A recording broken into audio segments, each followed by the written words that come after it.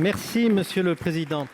Monsieur le Premier ministre, ma question porte sur la Nouvelle-Calédonie. Le 4 octobre dernier, les Calédoniens ont de nouveau rejeté l'indépendance. C'était le second référendum, il va y en avoir un troisième.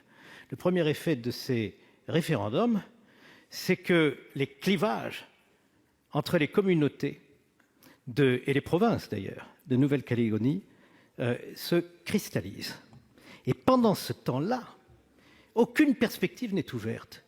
Il me semble que le gouvernement confond trop facilement impartialité et indifférence à l'avenir de la Nouvelle-Calédonie. Il ne s'engage pas, ne joue pas son rôle d'arbitre, ne contribue pas avec les parties calédoniennes à définir des perspectives allant au-delà de ces référendums à répétition. Nous avons eu, avec les accords de Nouméa, une période de plus de 20 ans dans laquelle on pouvait construire. Que peut-on construire aujourd'hui alors que chacun retient son souffle? La question que je veux vous poser, Monsieur le Premier ministre, est de savoir si le gouvernement va enfin s'engager à jouer pleinement son rôle pour fédérer les énergies calédoniennes afin de définir un avenir qui dépasse l'échéance d'un éventuel prochain référendum inscrit dans la loi organique. Pour vous répondre, la parole est à Monsieur le Premier ministre. Monsieur le Président, Mesdames et Messieurs les sénateurs, Monsieur le questeur Philippe Bas, que je salue dans ses nouvelles fonctions, je pourrais me contenter de vous répondre que la réponse à votre question est clairement oui, Monsieur le sénateur. Vous me permettrez de dire que je ne suis pas certain, mais je ne suis pas responsable des 20 dernières années, que les gouvernements précédents aient jamais renoncé, comme vous le laissez sous-entendre, à cette ambition. En tout cas, j'atteste devant vous que telle était bien l'ambition de mon prédécesseur, Édouard Philippe, qui s'est pleinement engagé dans ce sujet calédonien, comme, croyez-le bien, je vais continuer de le faire. Simplement, vous l'avez dit, pour lever toute ambiguïté parfois méchamment entretenue, les accords de Matignon puis de Nouméa étaient parfaitement clairs, vous avez raison de le dire, ils prévoyaient l'organisation de scrutins référendaires, on peut le regretter, vous dites ces scrutins, c'est sans doute le cas de toute élection peu divisée, dont acte, mais c'est aussi l'expression de la voie démocratique. On peut considérer qu'elle divise, mais ça ne me paraît pas souhaitable, pour autant, évidemment, d'y renoncer. Et ces accords, je le rappelle au Sénat, prévoyaient que, pour l'organisation de ces scrutins, l'État s'engageait, ce n'est pas moi, mes prédécesseurs ont signé qu'ils s'engageaient à une stricte neutralité, tant dans la campagne électorale que dans l'organisation du scrutin. C'était la première mission dans ce deuxième référendum de l'État et nous y avons veillé scrupuleusement. Et d'ailleurs, de l'avis de toutes et tous, les électeurs, premiers intéressés, mais aussi les observateurs, qu'il s'agisse des partis politiques, des voisins, de l'ONU qui étaient mobilisés, ou de la commission de contrôle ad hoc constituée pour ce scrutin, ce dernier s'est déroulé dans des conditions démocratiques incontestables, avec un taux de participation, malgré la Covid, qui a également touché ce territoire, de 86%.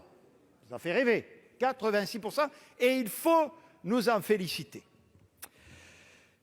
Pour la deuxième fois, puisque vous l'avez rappelé, c'était donc le deuxième référendum, les électeurs ont répondu non à l'indépendance, certes de façon un peu plus serrée que la fois précédente, 53,26% très précisément, contre 46,74% de oui.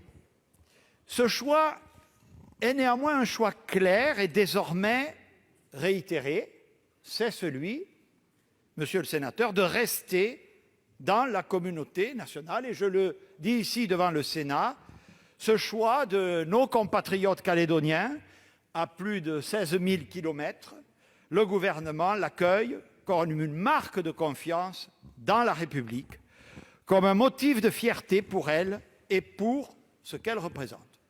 Ce score, je le disais, est néanmoins serré. C'est tout à fait exact. Et donc, nous l'accueillons aussi avec beaucoup d'humilité.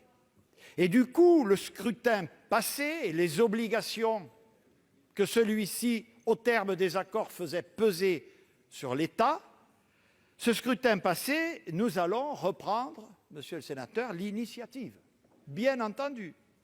Et cette initiative, comme toujours, elle passe par le respect de tous et de chacun, elle passe par le dialogue. Dès cette semaine, à ma demande et en accord avec le Président de la République, le ministre chargé des Outre-mer, Sébastien Lecornu, est parti jeudi dernier, très précisément pour le Caillou, où il va rester un certain temps pour reprendre le fil du dialogue et examiner les voies du développement de la Nouvelle-Calédonie. Ce n'est, vous le savez, qu'à partir d'avril prochain que le Congrès pourra réclamer officiellement l'organisation d'un 3e référendum.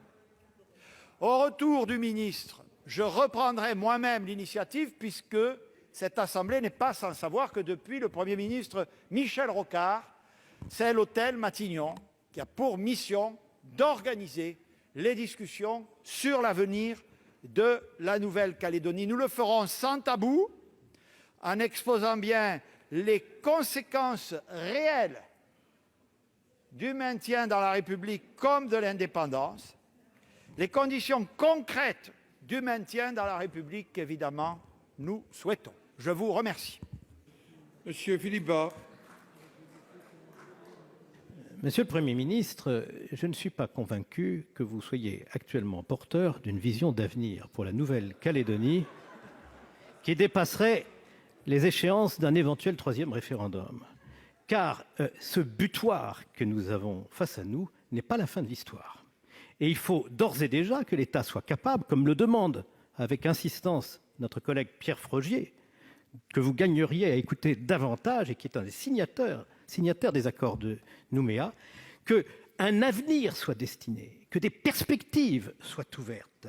Vous ne pouvez pas rester simple spectateur à l'abri de la neutralité que vous devez avoir dans le processus électoral. Vous êtes responsable, vous ne pouvez pas rester indifférent. Réunissez à Paris les Calédoniens, donnez-leur des perspectives. Merci. La parole est à notre collègue Serge Babary pour le groupe Les Républicains.